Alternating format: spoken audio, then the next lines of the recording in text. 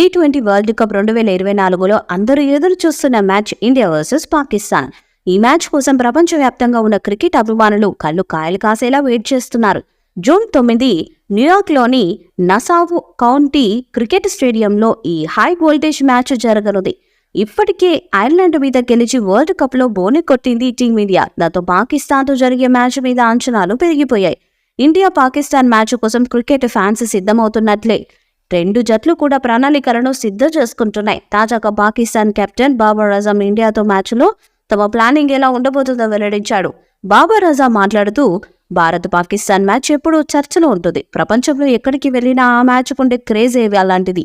Bharat Pak match అనగానే రెండు teams ఆటగాళ్లు విభిన్న వైబ్స్ ఎనర్జీని పొందుతారు. ప్రతి ఒక్కరూ తమ దేశానికి మద్దతివ్వటం వల్ల ఆ మ్యాచ్ పైనే అందరి ఫోకస్ ఉంటుంది. ఇండియా పాకిస్తాన్ మ్యాచ్ అంటే ఉండే ప్రెషర్ గురించి ప్రత్యేకంగా చెప్పాల్సిన పని లేదు. అలాంటి సమయంలో బేసిక్స్కి కట్టుబడి ఉంటాం. మా క్రికెట్ మేము ఆడతాం అంటూ బాబర్ పేర్కొన్నారు. ఒత్తిడి అధికంగా ఉంటే ఈ మ్యాచ్లో మీరు ప్రశాంతంగా ఉంటేనే విజయం సాధిస్తారని బాబర్ అన్నాడు. అయితే టీ20 వరల్డ్ కప్లో టీమిండియాపై పాకిస్తాన్కు అంత మంచి రికార్డు లేదు.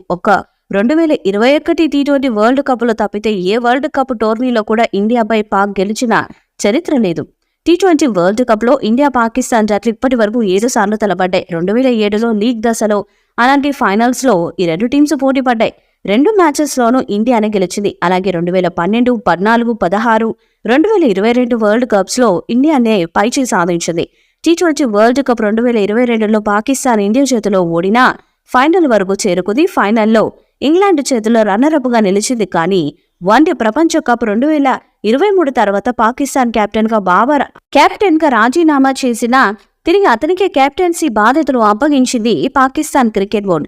ఇక భారత మాజీ క్రికెటర్ యువరాజ్ సింగ్ రెండు టీముల అభిమానులు గెలుపైనా ఓటమినైనా ఎలా రిసీవ్ చేసుకుంటారనే దానిపై ఆసక్తికర వ్యాఖ్యలు చేశాడు. ప్రస్తుతం యువీ టీ20 ప్రపంచ కప్ అంబాసిడర్గా ఉన్న సంగతి తెలిసిందే.